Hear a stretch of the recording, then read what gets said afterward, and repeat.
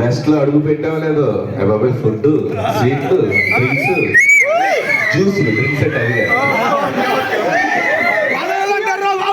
So బాగా తిని correct గా తనుకొచ్చే టైంకి కొద్దిగా స్లీపీగా ఉంది, నిద్ర వస్తా ఉంది అనమాట.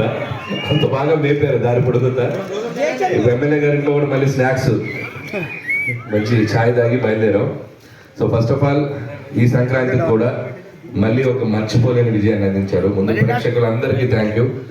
మన శంకర్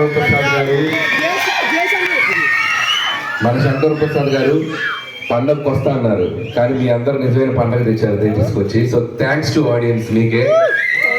అలాగే చిరంజీవి గారు గత వైభవం అంటే ఆయన స్ట్రాంగ్ ఏరియా, ఫ్యామిలీ జోనర్ కానీ, పాటలు కానీ, ఫైట్లు కానీ, ఇవన్నీ ఉంటే ఒక సినిమాలో మిక్స్ అయి ఉంటే ఆ సినిమాలో అద్భుతాలు క్రియేట్ చేసింది బాక్స్ ఆఫీస్లో. నేను ఆ చిన్న ఫార్ములానే వాడాను, అది ఈరోజు అతిపెద్ద విజయం సాధించింది.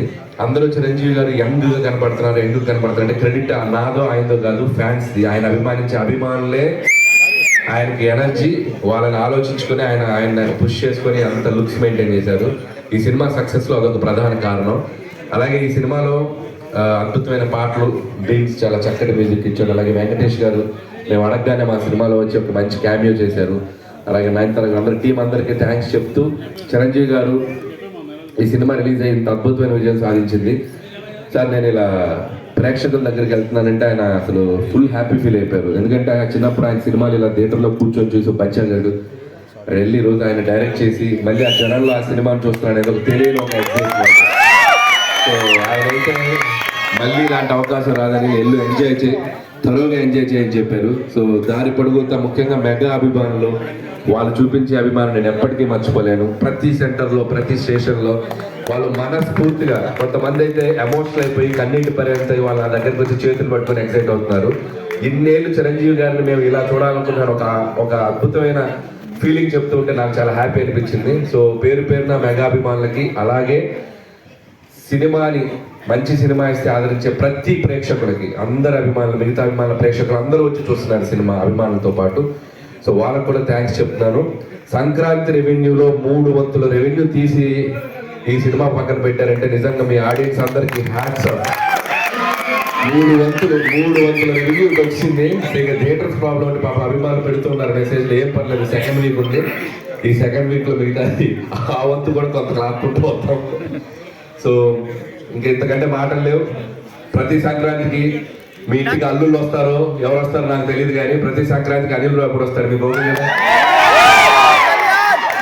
సో చక్కగా సినిమా చూడండి, కుటుంబంతో వచ్చి అమ్మ, నాన్న, అమ్మమ్మ, నాన్న, తాతయ్య, పిల్ల, జిల్లా, అన్న, వదిన అందరూ వచ్చి సినిమాని చూసి మీ అందరూ కేరింతలు కొడుతుంటే అదే నాకు పెద్ద టానిక్, అదే నాకు పెద్ద ఎనర్జీ. ఇక ఆ సంవత్సరం అంతా మెమరీస్తో మళ్ళీ ఓ మంచి కథ రాసుకోవటం, మళ్ళీ సినిమా తీయటం.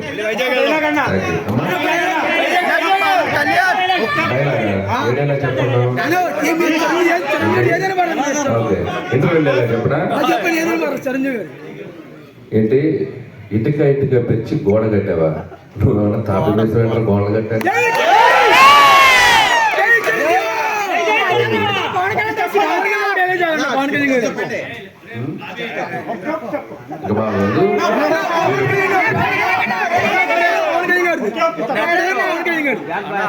అందరితో చేస్తా, ఎవరిని వదలను, అందరితో చేస్తా. సమయం సందర్భం కళ్యాణ్ గారి dialogue manage. Okay, thank you. Cinema enjoy చేయండి, మళ్ళీ చూడండి. అబ్బా అందరు మహిళా ప్రేక్షకులు, అందరికి మహిళా ప్రేక్షకులు మాత్రం చేతులు ఊపాలి. అది బాబా మొత్తం 90% మనమే ఉన్నారు. రెడీ? Thank you. మళ్ళీ చూడండి సినిమా.